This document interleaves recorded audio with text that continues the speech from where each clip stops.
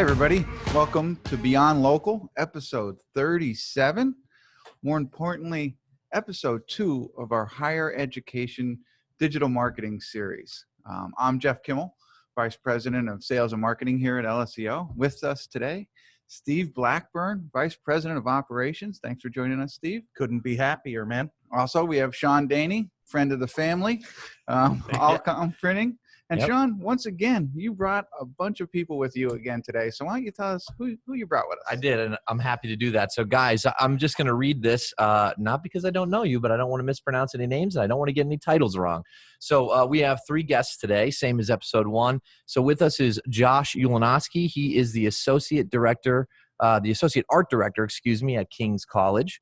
Mandy Pennington, who is the Director of Digital Marketing at Wilkes University, and Christa Vinciguerra, who is the Digital Marketing Manager at Marywood University. Did I get that right, everybody? Yeah. Okay, awesome. Well, listen, welcome. And I'm going to say one thing before we get started. And I did this last time, and I apologize because I constantly interrupt. Can't help myself. But I have to tell you, we're under a lot of pressure because I found out that our episode 1 of the Higher Ed Marketing Series exceeded viewers and attendance from how many of these have we done? 30. We did 36 so okay, far. so we've done 36 of Beyond Local podcasts. Yes. One episode was the Higher Ed, and we blew them out of the water. So we've got to do that again. We're going to raise the bar, and I'm psyched about that. And I feel the pressure, and let's get this job done. All right. Sounds good. All right. So if you haven't seen episode 1 of our higher educational digital marketing episodes, we're really focused on the impact of, COVID-19 and how it impacted not just higher education, but other businesses as well. But for the purposes of this podcast, we're going to focus on higher education. And they were impacted in many different ways, as we all know. Just to highlight a few, the hybrid learning that they have to go through. So not having as many people on campus going to the classes, they have to find new ways to engage the students with hybrid learning. In addition to that, student housing. Not having many students on campus, they have to overcome that. There's fundraising issues and, of course, enrollment challenges. They're forecasting a drop of another 15% next year for enrollment. And again, we could talk about all of the impacts for higher education, but we'd be here a long time. So for just today, we're going to focus on, the impacts of the pandemic on enrollment within higher education. So with that, let's start bringing in the panelists and let's ask them a few tough questions. Love it. All right. So I'm just going to pick a name out of a hat. I'm going to go with Christa on this one. We'll start with you. What would you say is the biggest challenge you overcame in 2020? We really pivoted. We knew we had to quickly change our strategy for our admitted students. So our team really focused on retention and yield. So making sure our current students had what they need to succeed and being there for our admitted students, whatever they needed, whenever they needed it. We immediately decided we'd expand the traditional one-day admitted student day into an engaging and ongoing virtual experience. The last day we were allowed on campus, we actually shot as many videos as possible to connect with students through a landing page with options and opportunities to experience Marywood. So knowing and considering the stress and unknown feelings families and prospects were having at that time, we didn't want to pile on more pressure about specific decision deadlines, but be available and genuine with them while they make their decision. If they were the right fit, we would get them to Marywood ultimately. So marketing and admissions worked closer together than ever, and our spring numbers really exceeded our expectations.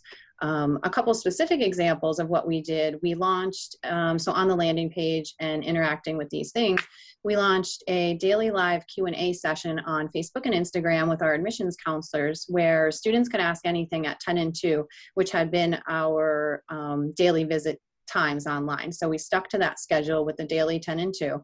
We also introduced one-on-one virtual sessions with financial aid, specific faculty members, the admissions team, really anybody and anyone that they wanted to connect with on a, for a half-hour appointment, an hour appointment on a one-on-one basis.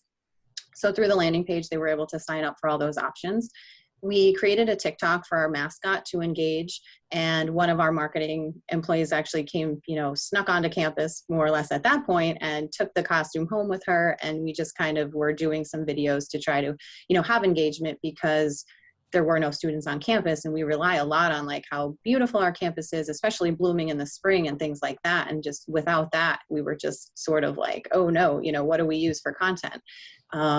We really doubled down on our interactive virtual tour. We also set up one-on-one appointments that you could sign into the virtual tour, and admissions is able to walk you through that guided tour. So those were additional things that they could do. And we also requested daily check-in videos from current students. So they were able to just do 15, 30 seconds, a minute, some of them, and they were able to say hello to prospects. We put those on YouTube, and then we share them through social media. And then those were also available on the landing page as a link, to the YouTube playlist. And as we would get them, we would update more of them and release them. We also launched a Smart Track rather. It was a 1-week course with hour sessions for incoming freshmen and high school students. So that was to try to keep not only incoming Marywood students involved, but any high school students in the area. We just wanted to offer a service, and the fact that we were there. And even one of the specific courses was, on coping with COVID and kind of getting back into the groove of going back to school, even if you were a junior going into your senior year of high school, not necessarily college. So that had a really great response. And I think overall, we really just tried to keep the messaging positive from the beginning. And I think that really had a great response overall with engagement and participation. So, we're also continuing with this model for admitted student this year, because we don't know if we're able to be on campus. So again, we're doing more of an April is all yours month. And instead of it being a one-day event, it's an ongoing monthly event that they're able to participate in. Great. Yeah, it's amazing. And, this is sort of not necessarily SEO related, but I think when you had mentioned about having these interactive virtual tours, I love this because I see a lot of different institutions doing it in a lot of different ways. And what I saw, I don't know, maybe it was last week or the week before, a couple other institutions that are actually looking to embrace new technologies, such as what's that device? The Oculus, for example, to create these VR experience for virtual tours, whether it's building tours or campus tours. And it's just incredible to me how technology has come in to really fill that need. I mean, have you guys read anything about the use of technology like Oculus and whatnot for virtual tours through all this? Well, I think one of the great things about virtual tours is that there's so many different formats that you can use for storytelling. I know for Wilkes, we use more of a video view book format where we have videos that walk students through the experience of going to Wilkes, touching on everything from our commitment to research to our different schools throughout the campus, different buildings. But we also incorporate an interactive map and 360-degree photography. And 360 video and photography has been something that's been used in so many different settings. If you think about what you do when you go to Google Maps, many businesses have already done 360 videos or photography to show you what it's like inside their building. So I think it's a great opportunity to be able to use things that are happening in other industries outside of higher ed, being able to incorporate things like more video content or video storytelling on top of things like 360-degree photo and video. So it's a really unique time. Yeah, it is. And I think it's what you said about it's all about storytelling. I think that is really, if you had to sum up, let's say collegiate or higher ed messaging right now, I think that's probably it. I mean, because again, without that ability to visit the campus and have that interaction, how do these institutions tell their story? Go ahead, Jeff. I didn't interrupt you. No, you're exactly right. I mean, I think that, it's all about touching those other people and letting them know what you're all about, what's your story, what you're telling, everything like that. So I think the other thing too is jumping in there, and I really liked the first part that I heard there, and it was somebody's dressing up as the mascot and jumping on TikTok. I mean, that's it warms my heart. It's like watching the Flyers do that with the Gritty, but it's just, I think it's such a great way for colleges to start doing that, because colleges and universities often forget sometimes who their target market is. A lot of times it's the parents paying for the school, but it's the student that chooses to go there, and you have to give me that heartwarming story and remind me that we're going to get through this, and keep showing me what that campus life it should be like, and what I should expect, because maybe it's not this semester, maybe it's not next semester, but someday I'm going to get back there and I want the full college experience. So I think it's what they're doing there is just fantastic. Just continuing to show that and tell the story of this is Wilkes or this is, University X. So I love it. Great. So I'd like to turn it over to Josh real quick. Is there any challenges that you overcame in 2020 or, anything that you're changing as you move into 2021 and your strategy there? Well, right now, obviously the biggest challenge we met was having to switch everything to virtual like everyone else. We had done we usually do open houses through the winter and the spring. So the big thing this year was that we made them all virtual. And our IITS department, our technology department really came together and helped us out. We had Zoom links for every major and videos from everyone in admissions that you'd normally have for an open house. So that was great that we could do that. Unlike a lot of places, because King's is such a small school, we actually have had our students on campus a lot of the time until we've just kind of been keeping an eye on the numbers. Whether of the COVID cases, and this year we've been doing a lot of COVID testing, and we did pretty well last semester. We were able to keep them on campus all the way up through, I believe it was Thanksgiving before we had to cut it short, but they are all back on campus now. So we're glad to have them there. But as far as other challenges go, we unfortunately did have to leave a lot of people go from King's because of the drop in enrollment. So my particular department, we actually lost about 50% of my department. So we're running on kind of running on fumes right now, but I think we're managing quite well. Great, thank you. Yeah, I think that's actually, it's interesting, Josh, because this is a theme. I mean, we're hearing a lot of that same thing. And I think it's a lot of the reason why I think this podcast is such a valuable tool, because more and more institutions today are up against a situation where they have limited resources or less resources than they had a year ago, 2 years ago, right? And so you have a smaller group of professionals trying to manage, a taller task maybe than before, so, hopefully those people are tuning in and they're, cluing into some of these things, and it helps them to be a little more efficient. But yeah, it's a theme. It's certainly something that we're hearing a lot of. Right. Jeff. Absolutely. And I'd like to just touch back on Mandy. Mandy, I know you talked a little bit about the virtual tours, but I'd like you to elaborate on any other challenges or strategies for next year that you're engaging in. Yeah, absolutely. So to echo what Christina had said, is that it's a lot of the same tactics. We pivoted to virtual events. We created online student experiences to be able to replace some of our in-person experiences. We've been doing a lot more communication in terms of email, texting, creating one-on-one opportunities for appointments with financial aid, with student services, with admissions, making sure that we meet students where they are. And I think that was probably our biggest marketing challenge, is that we had to do that very quickly. We had to figure out first and foremost, how were people going to want to connect with us in a moment where things seemed incredibly chaotic. As we know, when the pandemic first hit, things were very confusing in those first few months. Everyone trying to figure out how long is this going to last, what's going to happen next. And then of course, there's a lot of stress that comes along with that. So I think for us, we wanted to make sure that we were going to communicate in a very empathetic way, in a very genuine way, and make sure that we were going to be there for our prospective students and their families, as well as our current students, our faculty, and our staff. So from a communication standpoint, we were thinking about all of these different audiences and how do we make sure that we're creating content and serving content to these audiences in a way that makes sense. I think one of the other things that was surprising to me as part of the pandemic is that we saw a huge surge in interest in our education programs for teachers, especially in the spring and summer. There were a lot of teachers that, because they were pivoting to virtual, found that there was a great need to be able to develop their instructional design skills, to be able to get additional resources or training in online teaching. So we saw a huge surge of interest, and that was something that was very unexpected for us. So it challenged us to be able to pivot some of our marketing and our messaging to make sure that, again, we were meeting those prospective students where they are. And in that moment, prospective graduate educators, were looking at, a totally different way of delivering their material, and they needed support. So we thought about ways that we could, encourage resources that Wilkes already had available in terms of our programs, but We also offered professional development webinars to be able to help, again, support them with what they needed.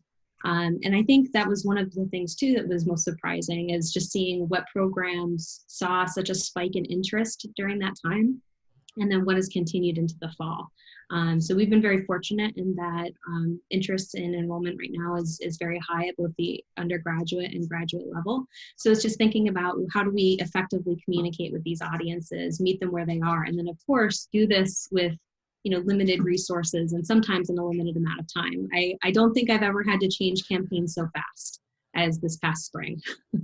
It's amazing. A lot of these conversations that we had, and even Christa mentioned earlier, like pivot, everybody seems to mention how, wow, like there were these challenges and we were all forced to pivot, right? So everybody's reacting quickly, changing campaigns, changing direction. It's wild to see that, but it's also pretty amazing to see how everybody is adapting to the situation. Yeah, absolutely. I mean, it's pivoting and changing. I mean, not just in higher education and businesses altogether. But well, thank you for that. That was helpful to understand some of the challenges of what you're looking for in 2021. And if you saw the first episode, we talked a lot about social media, paid advertisements, and that whole side. We had Mark Diamond with us to help us do that. Today it's Steve Blackburn, because today we want to really talk about SEO. Search engine optimization, and how it impacts higher education, or how you utilize it, to recruit new enrollment. Some of the statistics that we've learned as we started to research for this podcast was that about 70 to 80% of the users always focus on the organic listings, not the paid listings. So that's a pretty large number. When you do a search on Google, you're looking at the organic, 70 to 80% of the people. Sure. Then another piece of that that's even more interesting is how many people then click. So according to our research, 45% of the people then click. So you're talking 70, 80% people show and find what they're looking for in the organic, and then only 45% of them click. 50% of them don't click at all. The other 4% go to the paid ads. So you can see how important it is to make sure that you're showing organically and that you're enticing people to click through and come to your site, right? And it all starts with schema markup, I believe, right, Steve? Well, it does. I do want to start that, though, by saying it actually all starts with a good balance of both, because think of the internet like you're a developer, in real estate. You want to take over the majority of where people are being able to see. So you want to come up in the paid ads. You certainly want to come up in the the organic search, and then you want to have a local presence as well. So I think that it's good that we stay up to date everywhere. It's just if there's 3 different sections on the first page and you can get in all 3 of them, you've got all the real estate. But yes, schema markup is definitely something that's really important. So there's schema markup. There's schema markup is basically code that gets put on the website that helps search engines understand what something is about, and it's done through what's called structured data. Structured data is responsible for these rich snippets. And to put it into, because I don't want to kind of talk over everybody's head, but to put it into just layman's terms, if you searched for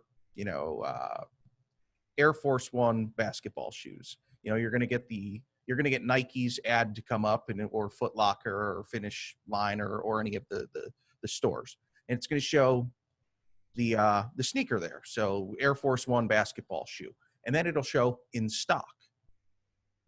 Well, if it says out of stock, I'm not going to click on that. And again, you would think to me, well, Steve, I thought the whole point to this was getting clicks to my website. Well, that's not the point to it. It's you don't want to optimize your website to get clicks, and you don't want to optimize the website for Google. Yes, I'm an SEO telling you not to optimize your website for Google, right? Hopefully somebody upstairs doesn't hear that. I would like to have a job tomorrow morning, but do not optimize your website for Google. Optimize your website for the users. Why? Because Google cares about user experience. Think about it. If I search for something and Google doesn't give me consistently the right result, I'm going to go somewhere else. I'll go to Bing. I'll go to DuckDuckGo.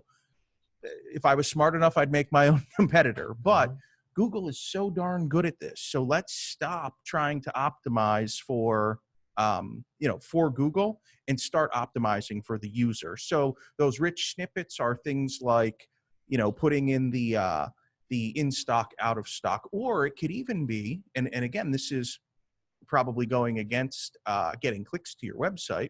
If you put something as simple as, how long does it take to boil an egg?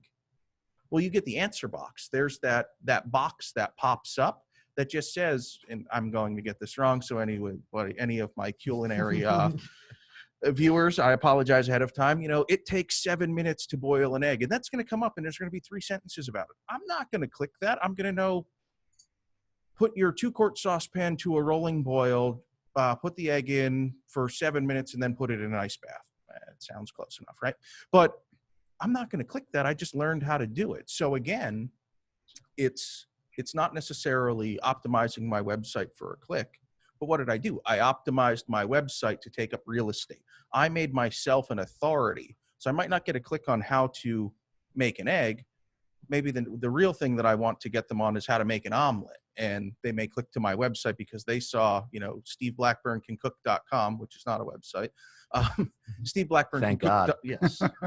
But SteveBlackburnCanCook.com, has these answers. And if I've come up for enough things, I become an authority. So then the questions that I do want people to click through and engage more, they're going to know who I am. So again, as an SEO, what I tell people is optimize your website for your users.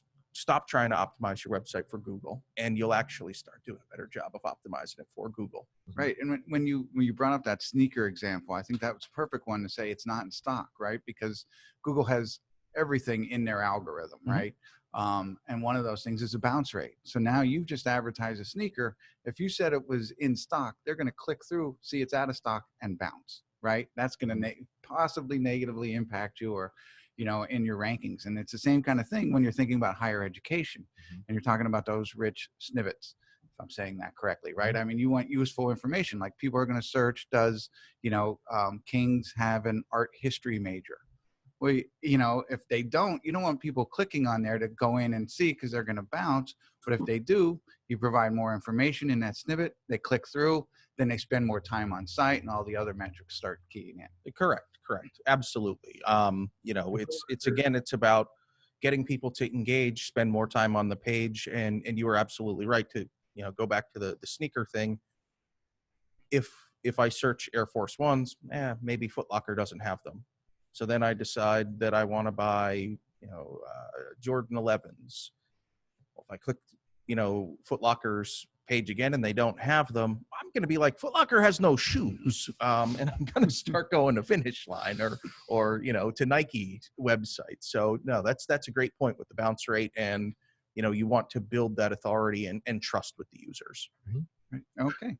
So let's go out to the panel here. I'm going to start with Mandy on this time, because finished with her on the last one. But let's tell us about, are you using Schema Markup, structured data, or snippets in any way to increase your visibility? So right now, I think looking at the Wilkes website, there's kind of 2 components to this. There's how do we answer searcher intent questions, so the things that people want to know about, and how do we do that with just making sure that our pages come up correctly? And then how do we send additional signals to search engines about the information that they're going to find on those pages through structured data? So right now, I would say that our current focus is taking a look more at the searcher intent questions and thinking about how, with all of our pages and content that we have available, how do we make sure that, again, we're meeting searchers where they are and making sure that we can answer those questions for them in a quick and concise manner. So we're not using as much structured data as some other institutions, but we're also in the midst of a website redesign. So with our website redesign, we're taking a look at what opportunities exist for structured data in our new architecture, as well as the way that our new programs are laid out. So we're going to be using a program finder feature within our new website that's going to make it really easy for students to compare majors, to be able to take a closer look at what programs they might be interested in based on outcomes, rather than necessarily just seeing a program list. So I think overall, the way that we're approaching structured data is to first figure out what are those important intent questions that we need to answer for prospective students and their families. And then second, how do we best implement them within our new architecture and within the new content we're developing? Great. It's great. I mean, the search intent is kind of funny, I think, because we just talked about it this morning. You searched for college options in Pennsylvania and couldn't find much. I didn't, and I'll be honest with you. You guys really beat me up over that. When you're not someone that spends their days engaged in keyword research, and I just happen to, all I'm trying to do is pull up. I want to see this results feature, so I just type in, college options in Pennsylvania. And I'm like, boy, it's interesting. No one showed up on pages 1 or 2, and the SEOs in the room are like, well, it has no search volume. So I got beat up a little bit about it. I have to say, geez, thanks for that, guys. Well, keyword research is a great piece of that searcher intent piece. Yes. It's really trying to figure out what are students and their families looking for, what are the questions that they have, and then how do we answer them effectively.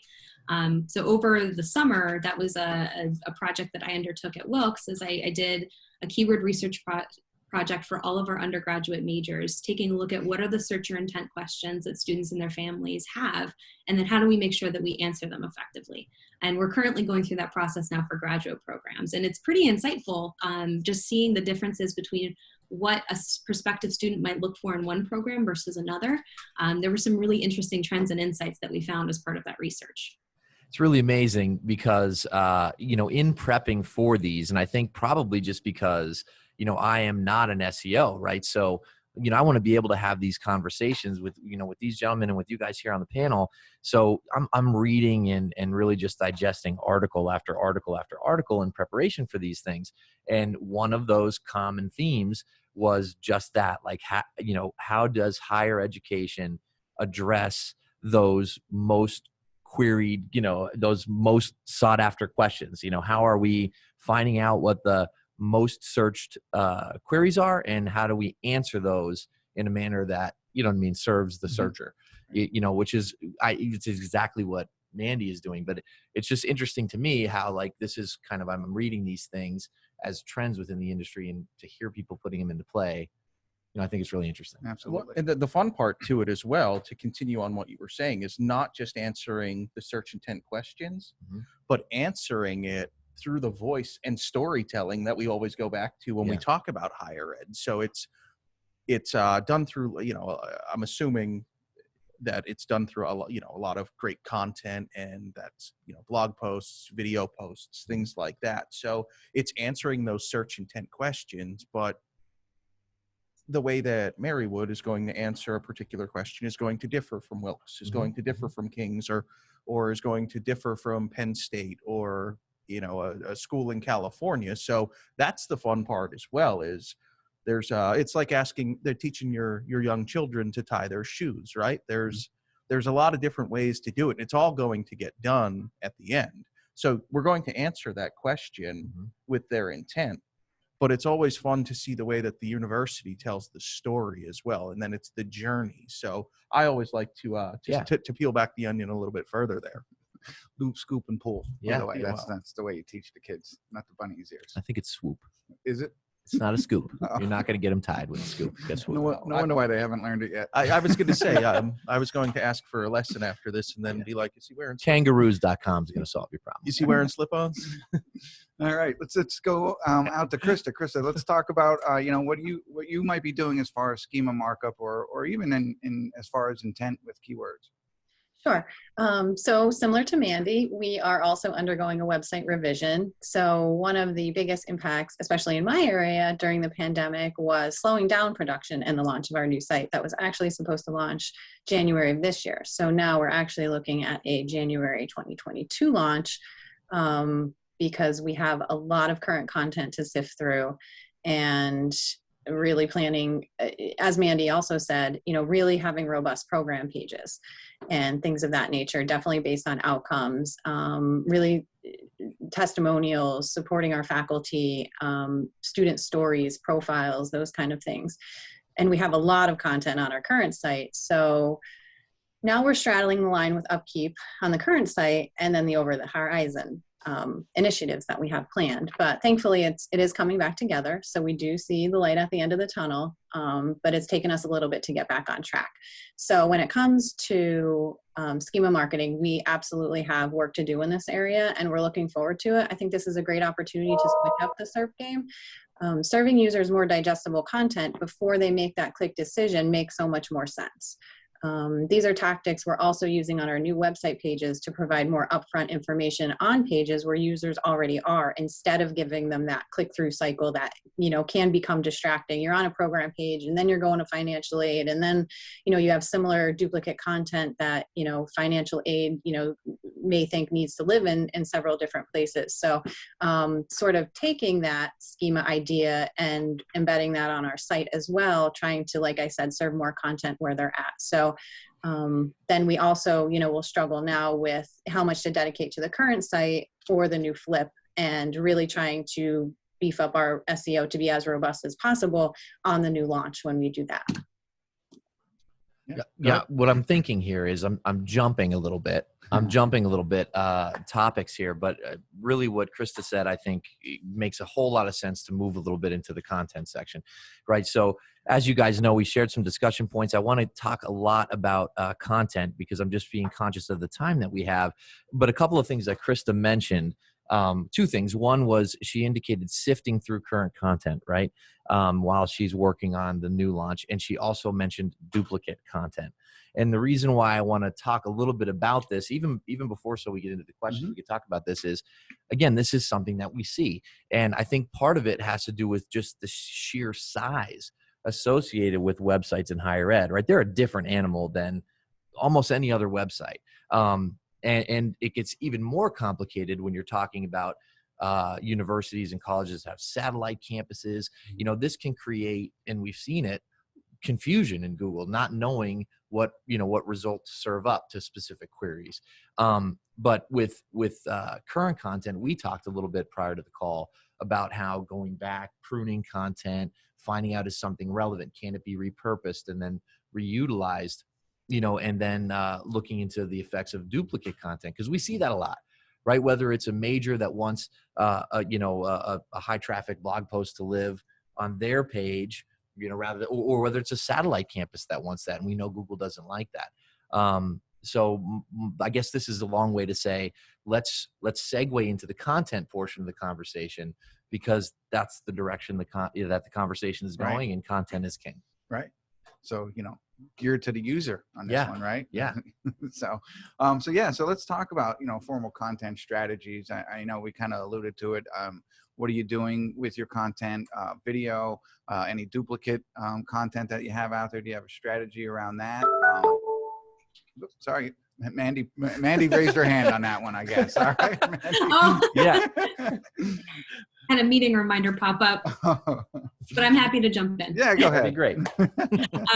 So content strategy is definitely a high priority for Wilkes, not only just for thinking about our web content strategy, but also the types of student stories that we're telling.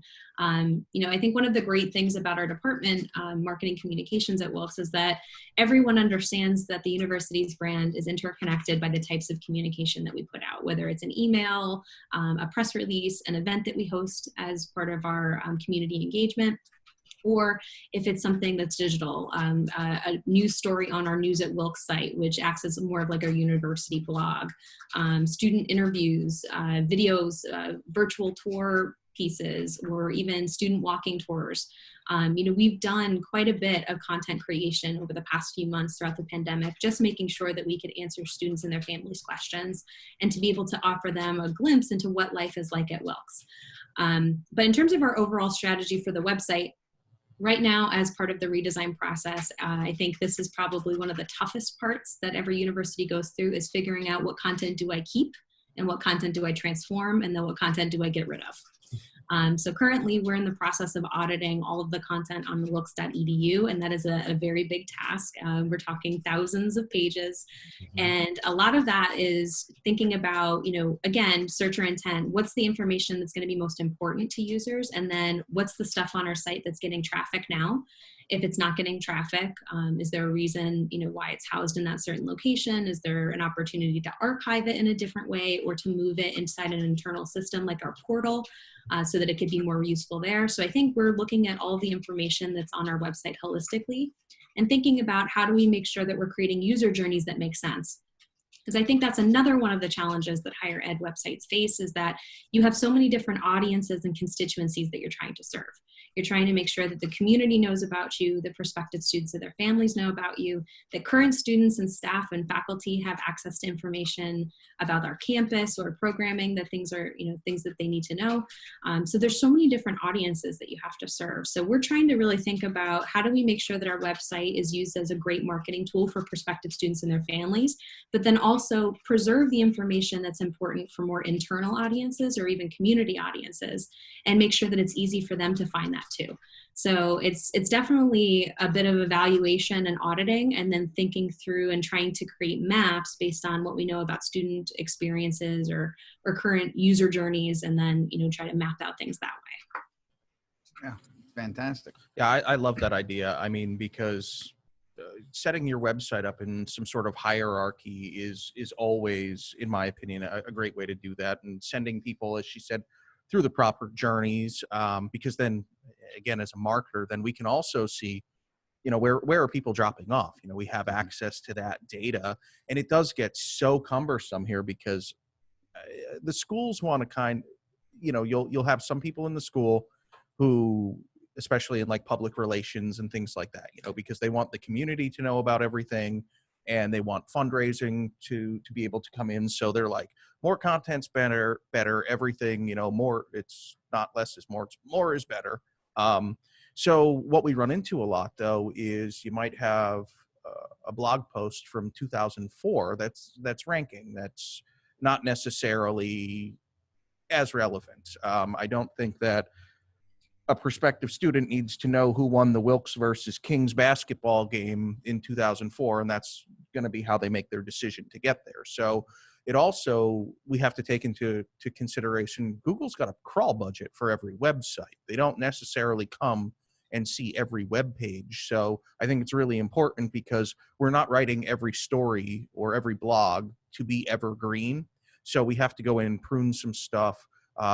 Unfortunately, and I know PR is going to get mad, but delete some stuff and then redirect it to what's more relevant, because we still want it to carry that authority. So if it's an old story about the basketball team, let's redirect that to the basketball page, and then we can have that come up. Because then if it's, colleges with a basketball team in Wilkes-Barre, well, maybe Kings outranks Wilkes because they've pruned their content the right way to where they're still building up those pillar pages. Right. Yeah, absolutely. Sure. Yeah. I mean, I think that's a major thing, is like when, you see too much duplicate content in any website, and people are just deleting it and not realizing they're, causing problems in their organic searches. So I'd like to call on Josh on this one. If you have any insight on maybe what Kings is doing as far as a content strategy or duplicate content along those lines. So I'm going to be completely honest with you. This isn't exactly my forte as far as things go at Kings. We have a web systems manager handles most of this sort of thing, but I know that the content that we have on the website, it's kind of a constant battle between, the departments on campus want theirs updated, and we do get a lot of duplicate content, and that's a real problem we've been trying to deal with, and trying to sort that out and create a good hierarchy for the pages that prospective students will see. So we do have a bit of a trouble with it. I can't say, we were talking about SEO before. I can't speak on how well our SEO thing is working right now. A lot of our traffic that's to our website is actually driven, I believe, through social media at this moment. So it's, I can't really say as far as. No, I think, I honestly think, Josh, look at it. Again, we recognize that duplicate content is problematic, and Josh's role. So Josh is the art director there. Mm-hmm. Josh, what I would ask you, are you engaging? So you are also a photographer, yes?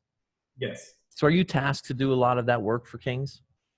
I'm tasked to do quite a bit of it right now, especially since we lost our previous creative director last year. So I've been kind of picking up the baton in that respect, going out and trying to photograph students on campus, and it's hard right now, especially as far as photography is concerned right now. You know, you have students walking around wearing masks and everything. It's like, do you really want to photograph this right now? Is this something that, you know, usually we try and get longevity out of the stuff we're shooting, but right now it's kind of hard to do that because of the nature of everything. Yeah, that was my thought. I mean, it's got to be a challenge. You know, if you're directed to have to, you know, create, you know, photo documentation of campus, again, now I guess he has an advantage because people are on campus. But again, when we talk about evergreen, I mean, how do you want, you know, should students have masks on? What's the lifetime of a photo like that? You know, right. The challenges go far beyond, you know, the written content. Right. You know, it's the visual aspect of it too. So, no, I mean, that's the challenge that Josh faces. It's crazy. Yeah, absolutely. I mean, I think it's actually lose-lose if you think about it. So, you know, you want to tell that story. You want to invite them to your campus, and you're seeing them with, you know, the masks on. And is that as inviting? But then if you show them without masks on, it's like, hey, right. You know, so it's like almost lose-lose. So that's you want people to feel comfortable. You want people to feel safe. You want to be completely transparent in your communication. Yeah. You know. Yeah. Well, and I just ran into this problem recently. We were shooting some new stuff. We're just starting an athletic training graduate degree, and we were doing some shots for that. And I thought to myself, well, I can go in the classroom and shoot some shots right now, but right now the classrooms are all, you know, all the students are pushed apart the 6 feet to social distance. So it's like, well, is that really going to be an interesting thing to photograph? Are we going to get longevity out of that? Is it worth it? So it's difficult right now. It is. Yeah, and I think the other thing too is just the content in itself is we're creating now so much stuff about virtual learning, which is still going to be there. I mean, everybody has done virtual campuses, things like that, but there's so much content to the website that's going to be about COVID-19. And I don't know, guys, but soon I'm hoping to not read about this much longer. Goodness. So, you know, but it's, well, what are we going to do with it? Because we still want to have that content live somewhere, because God forbid 5 years from now, there's something else that pops up, you know. I don't want to say COVID-25, but, you know, something else can come up in a couple of years. And it's then the social proof that, hey, we've been through this, we got through this, we were stronger, our university leadership was able to navigate these challenges. Mr. and Mrs. Daney, you don't have to worry about your son coming here, because you know what, here at and any of the universities that we have on today, we're going to take care of your son as if he were, you know, ours. So, you know, that's challenging as well. Yeah. So, I mean, I'd like to give Christa the opportunity to chime in here, talk about content strategy, anything you'd like to along those lines. Sure. I can definitely agree with what Mandy and Josh are saying. We're dealing with a lot of the same kind of struggles going forward and reinventing the website and dealing with content. In terms of photography, we struggled with that similarly. You know, do we hire a photographer? Because we have some on-campus photographers, but we typically hire outside third parties we have a couple on record, you know, that we call in.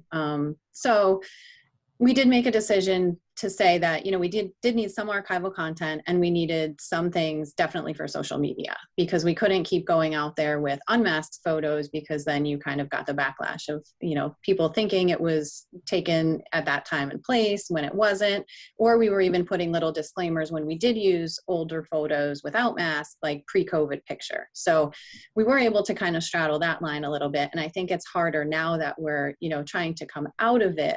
And it's almost a harder decision now to choose when we're doing, you know, I know this is SEO, but more like print materials and the mailers and things like that. You know, do we want that mask photo on there? Do we not want that mask photo on there? So we're having, you know, some healthy conversations around that and making some decisions with that.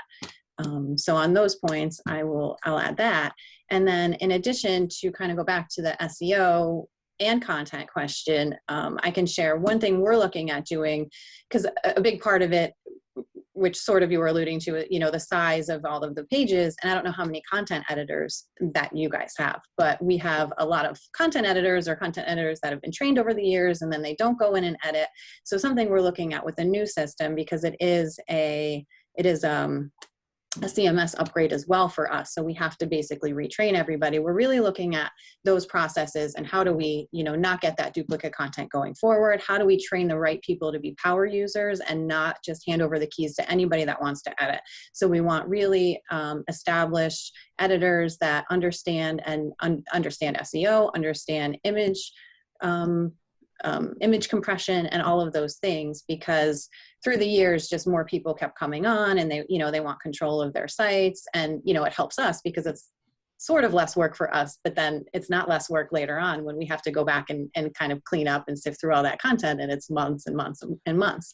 So really trying to take into consideration for the new website, how do we maintain and keep our good SEO presence when we get it, keep our good content presence. And one interesting thing I could share that we're looking at is different SEO platforms and companies we can use that are softwares that integrate with the website while also querying what users are looking for and identifying the low-hanging fruit on our pages and giving us either weekly or daily tasks that the power users can implement that, hey, not as many people are looking for art therapy right now, but the physician assistants search queries are through the roof. If you improve these couple of things on your physician assistant page today, you could get X amount of visits, within the next week. So those are a couple companies we're looking at now and really trying to narrow it down to find the best fit for us. But really kind of with our new website redesigning our content ads and our users and things like that. So, we don't just launch a new website and then we're not able to keep up with it, because that's kind of how we get in the situation that we're in. So we're really, really trying to be careful with that and have the right onboarding tools and education for the campus. Let me ask you if I can. So, because you had indicated earlier, Christa, that, I think you had said it was the last on-campus day that you guys had worked to shoot as many videos as possible. Mm-hmm. How important is video content? Extremely important. And we use outside videographers. I wish we could get one on campus, but we do a lot more than we had before with, the new iPhones. And it is nice that content is more acceptable, with the phone format. It doesn't always have to be that overly produced. Mm-hmm. So I spoke earlier about the daily check-ins. They were just quick phone videos from students to interact and connect. So, we go from that, kind of influencer video that we can kind of pull in. And then we go all the way to kind of the more higher end video production as well, with your commercials and testimonials and things like that. So it is extremely important. One thing we need to work on next is our dorm videos and upgrading those, because students really want to see what the dorm life is like and things like that. And it's very hard to kind of intrude into somebody's space and get those videos in an authentic way. So that's next on our list to make sure we really want to spruce those up for our website and for prospects to be able to look at those online and have a better experience with those. Amazing. Mandy, would you agree video content being a big deal moving forward? How important is it? Absolutely. For us, it's not only thinking about what video goes on the website, but also what video do we put out on social, and then what video do we use in our ads. So in addition to helping with our SEO as a university, I also oversee all of our digital advertising, and video assets do incredibly well across all of our ad campaigns.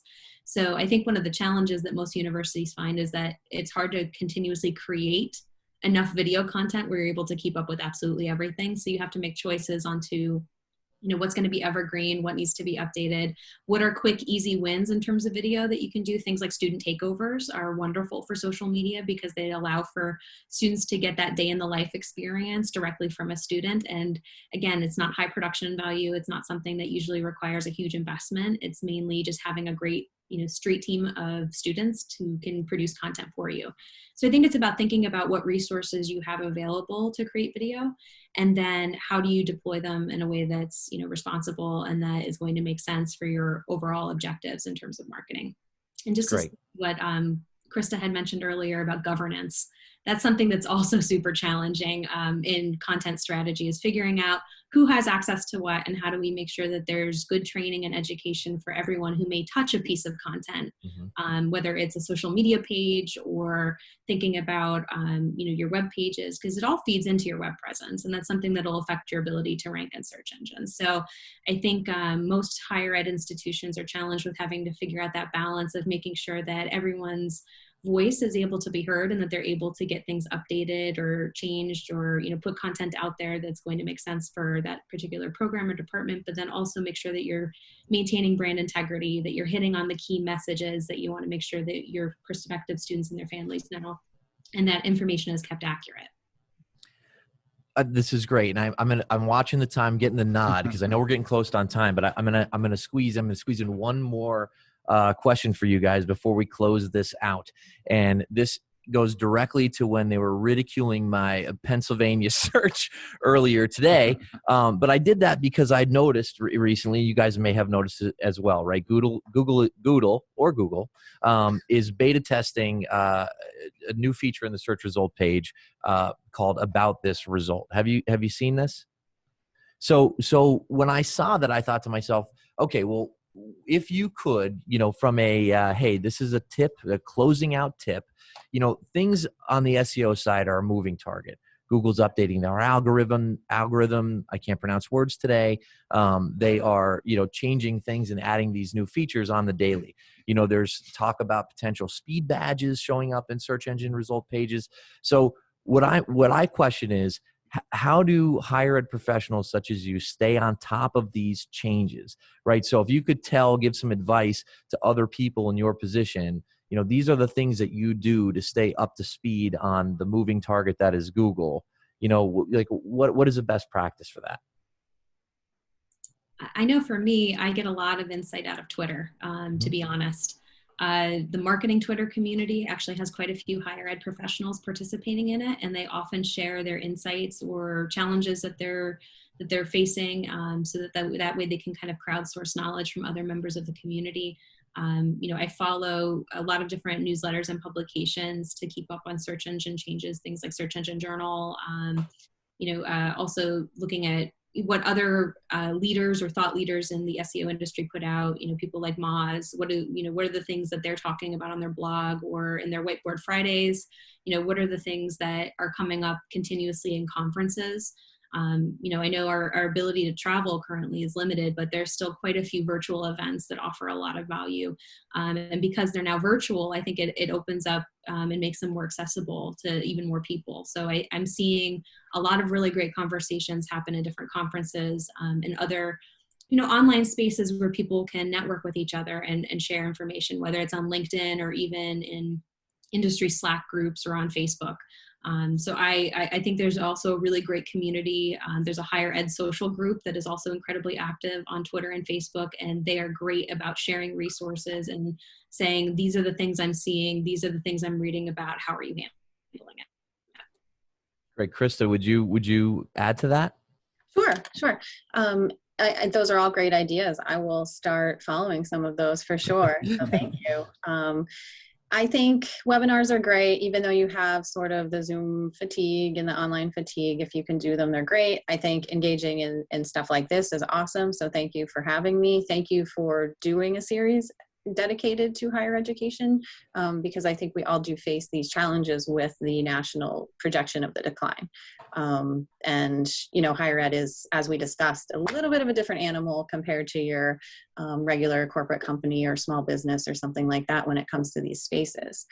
In addition, I would add, I do read articles, but I found I'm a little bit better if I just hop over to YouTube and kind of look for the same topic and watch a quick video. It resonates a little bit more with me. I think going straight to Google and following videos and presentations and launches that they're doing is really great, or going to the source of whoever the update is or the product is. And in addition, I think keeping connected with your team is really important. So for us, we do actually Thursday afternoons, I have a standing web meeting with IT. It bridges marketing, IT, and admissions.